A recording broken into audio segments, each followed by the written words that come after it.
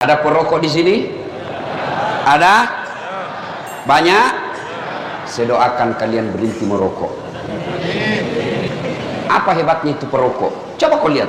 Kalau kalian mengatakan rokok itu bagus, besok pagi panggil anakmu yang SD SMP, kau merokok bareng-bareng anakmu. Kalau kau bilang rokok bagus, nggak jalan otakku kalau nggak merokok, Ustaz. Bohong. Mana buktinya? Ramadan jalan di otakmu padahal kau tidak merokok siang hari. Itu perokok kayak beleng-beleng bersandar-sandar. Itu aja dia kerja sampai 10 menit. Yang lebih parah kalau dia di toilet, keluar asap, dia isap, beleng-beleng. Saya doakan kalian berhenti merokok. Ibu-ibu, senang suamimu merokok? Dengar Pak, tidak senang dia, maka tabung uangmu harga rokok, simpan uangmu harga rokok, buka umroh, kita umroh bareng-bareng. Itu lebih manfaat daripada biar kau marah. Saya mau pulang juga sebentar. Itulah api jenis pertama, dibakar lagi 1000 tahun menjadi hitam. Inilah warnanya api neraka. Bayangkan, belum lagi dilihat. Allah bertanya, apa mereka pernah melihat api neraka? Tidak ya Allah. Hebatnya itu orang dalam masjid. Mereka belum pernah nampak api neraka. Mereka belum pernah melihat neraka secara nyata. Dia sudah meminta supaya mereka tidak dimasukkan api neraka. Apalagi nanti kalau dia sudah lihat api neraka. Itu neraka paling ringan kata Nabi. Diletakkan kerikilnya neraka di kakinya, saking panasnya mendidih sampai ke otaknya. Yang paling ringan. Tapi anak muda biasa kalau kita cerita neraka, dia bilang, sudahlah, kayak kau datang aja dari neraka Ustaz. Dia cari kau nanti malaikat, dia putar godamnya. Itu godamnya penjaga neraka 7 kali beratnya dunia dan isinya baru sama. Kalau dihantam 1 kali, tak lempar 7 tahun baru sampai. Dia bilang anak mahasiswaku, enak dong bisa main game dulu. Oh itu kalau di dunia, kalau di akhirat di blender kok. Nah, lalu Allah bertanya lagi, apalagi yang mereka minta? Ya Allah, masukkan kami dalam surga. Allah bertanya, mereka pernah lihat surga? Tentu tidak ya Allah. Bapak-bapak pernah lihat surga? Surga belum pernah kita rasa, belum pernah kita bayangkan. Apa yang Bapak bayangkan kalau Al-Quran berbicara tentang surga yang di dalamnya mengalir sungai yang terbuat dari susu? Jangan kau susu bayangkan susu yang ada di rumahmu. Tidak seperti itu. Kalau Allah berkata madu di dalamnya, jangan kau bayangkan madu yang ada di rumah. Bapak tahu membedakan antara madu yang asli dengan yang palsu? Bapak tahu caranya? Nah, caranya bawa ke rumah. Kalau istri mengamuk di rumah, pasti madu asli. Ibu-ibu terancam malam ini. Ibu-ibu mau cepat masuk surga? Tidak ada jawab ya Pak. Mau ibu? Tidak ada jawab Pak. Silahkan suamimu kawin lagi. Dia bilang, ibu-ibu banyak jalan menuju surga, memang banyak tapi macet. Nah ini jalur pintas. Pernah dengar cerita penghuni surga sama penghuni neraka? Belum? SMS-an lah penghuni surga sama penghuni neraka. Dia bilang penghuni surga, bagaimana kabarmu di situ bro? Dia bilang, tidak ada enaknya di sini. Di blender terus kita. Siang malam tidak ada kesempatan untuk ngaso. Waduh, dia bilang banyak artis. Dia bilang sudah hancur semua mukanya. Lalu penghuni surga, penghuni neraka berkata, kamu bagaimana kabarmu di surga? Alhamdulillah, kami nyaman di sini. Dia bilang penghuni neraka, bolehkah kami jalan-jalan ke situ? Dia bilang boleh aja. Tapi bagaimana caranya? Penghuni neraka kan kreatif. Dia bilang gampang. Kami dari neraka bikin surga, kamu juga dari neraka bikin jembatan, kami dari neraka bikin jembatan, kamu dari surga bikin jembatan. Sama-sama kita bikin jembatan, ketemu di tengah. Setuju? Setuju. Lelang proyek. keluar pemenang tender. Waktu pekerjaan 3 hari. Hari pertama jembatan dari neraka sudah selesai 50%. Hari kedua tuntas 70%. Hari ketiga selesai efektif dan efisien. Sementara jembatan dari neraka surga belum juga mulai. Ya, lihat, kenapa ini jembatan dari surga belum mulai? Kita sudah sampai di sini. Teriaklah penghuni dari neraka, "Oi bos, kenapa itu jembatan belum kau mulai? Kami sudah sampai di tengah sesuai perjanjian. Bagaimana proyekmu? Kenapa belum mulai?" Dari surga terdengar suara, "Bagaimana mau dimulai? Kontraktor, pengawas, panitia, pemborong, ada semua di situ."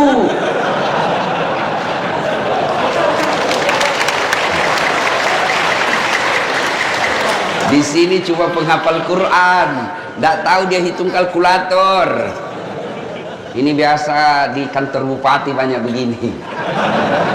Kontraktor, hati-hati kok. Kau bisa tipu akali Pak Bupati. Kamu bisa tidak dapat sama polisi. Bisa kau sogok penegak hukum, tapi demi Allah kau tidak akan pernah bisa sogok malaikat. Kau kira kau bisa lepas dari pengadilan malaikat? Mentang-mentang kau pejabat mati tembak salvo 17 kali tembakan, kau kira malaikat mundur? Tambah maju malaikat. Hati-hati. Biasanya yang banyak begitu tim sukses.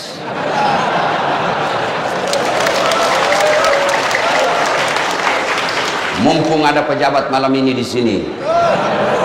Tim sukses ini kadang-kala siapa?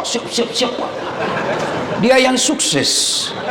Disuruh bikin baleho 10, 5 aja dia bikin. Hilang 5 dia makan, kau makan itu uang haram. Proyek-proyek palsu, SPJ palsu, nanti juga neraka surga palsu. Hati-hati kepala-kepala dinas yang ada di tempat ini. Jangan main proyek.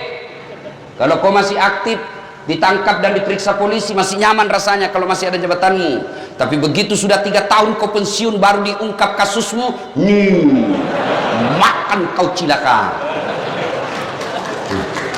Gara-gara kenapa? Banyak kontraktor-kontraktor begini, belum diresmikan jembatan sudah rusak, belum diresmikan pekerjaannya sudah hancur. Kenapa? Karena juga di kantor sudah ambil 20% sebelum dibangun. Kenapa ada 20%? Karena untuk menampil kada perlu duit banyak. Kenapa perlu duit banyak? Karena kalian juga mau disogok. Coba kalau umat Islam tidak ada yang mau disogok, maka terjadilah pemilihan pemimpin yang betul-betul sesuai syariah.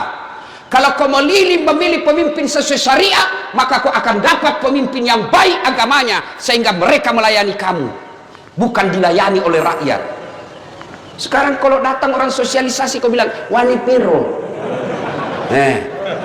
dikasih kau 300.000 satu kali makan bakso habis. Di 5 tahun kau menderita. Ya kalau 5 tahun, kalau dia 2 periode, dia mau lagi 3 periode, pret. Siapa yang salah? Kita semua salah, umat Islam. Jangan salahkan pejabatmu saja yang korup. Mulai dari cara memilihmu sudah salah. Coba kalau mereka datang, dia dapat duit, kamu bawa duit, kau rekam. Pak, kami tidak butuh duit Pak, kami butuh masa depan. Biar Bapak tidak bawa duit, yang penting anak kami bisa cari kerja yang baik. Biar Bapak tidak bawa duit, yang penting pertanian kami lancar. Biar Bapak tidak bawa duit, yang penting kami bisa makan, terjamin keamanan, anak-anak kami bisa kerja dengan baik. Bapak tidak usah bayar kami. Tapi begitu kau minta 500.000, habis dalam 2 hari, dia tipulah kau 5 hari. Belum diresmikan proyeknya sudah hancur. Dan ketika hancur jembatan, kamu sendiri yang rugi. Ya, nanti kalau pilkada jangan lagi minta-minta duit. Kalian juga calon pemimpin, jangan kau sogok rakyatmu. Coba kalau tidak ada money politik, adik-adik kita yang sekolah ke Jawa, sekolah ke Sulawesi, mereka menjadi sarjana pertanian, mereka menjadi sarjana perikanan, mereka menjadi sarjana kelautan, mereka kembali ke Lombok, mereka kembali ke pulaunya, dia terapkan ilmunya. Setelah jadi pejabat, dia pejabat cerdas karena memang dia punya kompetensi di situ. Jadi anggota DPR yang kompeten, tidak mendatangkan uang, mengandalkan uang saja. Maka lihatlah sekarang kita. Jadi anggota dewan tidak tahu persoalan. Kenapa? Karena dia hanya banyak duitnya. Ada anggota dewan di sini? Ada? Ada? Banyak? Tidak ada yang hadir sekalian. Coba kalau dicoblos, datang semua itu. Pakai songkok, pakai gamis, siap membela rakyat. Dia pasang fotonya di pinggir jalan, terbalik kepalanya. Dia bilang siap jungkir balik untuk rakyat. Pret! Begitu terpilih hilang, nggak pernah ketemu lagi kita. Dia ganti nomor HP-nya. Banyak di sini? Banyak di kabupaten ini? Kau salah, kenapa kau pilih? Lanjut kisah. Ya Allah, masukkan kami ke surga. Lalu Allah bertanya, apa mereka pernah melihat surga? Tidak. Kau lihat itu hambaku yang ada di masjid, luar biasa imannya kepadaku. Mereka belum pernah lihat surga, dia sudah meminta dimasukkan ke dalam surga. Bagaimana lagi nanti ketika mereka melihat surga? Pasti mereka sangat menginginkannya. Lalu Allah sampaikan kepada seluruh malaikat, hai malaikat, ketahuilah bahwa aku telah mengampuni dosa-dosa mereka yang hadir di tempat itu sebelum mereka meninggalkan tempatnya. Allahu Akbar. Jadi ternyata pengajian seperti ini bukan sekedar dengar ceramah, tapi pengajian seperti ini menghapus dosa dan kesalahan yang pernah kita lakukan. Itulah sebabnya kita mengucapkan Alhamdulillahi Rabbil Alamin. Ketemu Ustadz Dasat, kecewa bos. Apa hebatnya Dasat? Kecil, ceper, kurus. Ada yang tidak enak kalau saya ketemu. Ternyata kecil aja aslinya. Ibu-ibu lebih parah. Dia bilang, itu juga bajunya waktu di YouTube. Alhamdulillah. Itulah sebabnya setiap ada pertemuan, Pak Bupati tadi mengucapkan Alhamdulillahirabbil alamin. Setiap ada pembicara pasti Alhamdulillahirabbil alamin. Kenapa? Pertemuan pengajian begini menghapuskan dosa-dosa. Dan hebatnya lagi, kita bersyukur karena kita punya iman. Ada orang bapaknya Nabi, anaknya tidak dapat hidayah, kafir dia. Siapa? Nabi Nuh. Ada orang anaknya Nabi, bapaknya jadi pengkhianat. Siapa? Ibrahim alaihi salam. Ada orang suaminya Nabi, istrinya tidak dapat hidayah, kafir, Nabi Lut. Ada orang paman Nabi tidak beriman kepada Allah, tidak dapat hidayah, tidak beriman kepada Allah. Siapa? Abu Lahab dan istrinya. Bahkan Quran mengatakan celakalah Abu Lahab dan istrinya. Kita alhamdulillah di Lombok bukan kemanakan Nabi, bukan bapak Nabi, bukan istri Nabi, bukan suami Nabi, bukan paman Nabi. Alhamdulillah kita beriman kepada Allah Subhanahu wa ta'ala. Itulah sebabnya kita Alhamdulillahi Rabbil Alamin. Belum lagi ada yang berkata, tapi kan kami miskin Ustaz, tapi kan kami susah cari kerja, tapi kan kami tidak punya harta. Harta kita sesungguhnya paling mahal fi ahsani taqwim. Nih badan kita yang sangat sehat. Bapak, Pak, mau saya kasih hadiah handphone gratis, iPhone 13 512 giga gratis. Mau? Betul, angkat tangannya mau. Oke, tapi begitu saya kasih kau langsung tuli. Mau kok? Mau? Untuk apa handphone kalau sudah tuli? Halo? Rusak lagi nih HP. Halo? Halo? Bukan HP rusak, telingamu yang masalah. Coba. Dan hebatnya lagi Allah kasih kita ini telinga, dua pasang, tempatnya sangat spesial. Apakah pernah Bapak bayangkan bagaimana seandainya telingamu satu di bawah ketek? Halo? Ya, kok di bawah?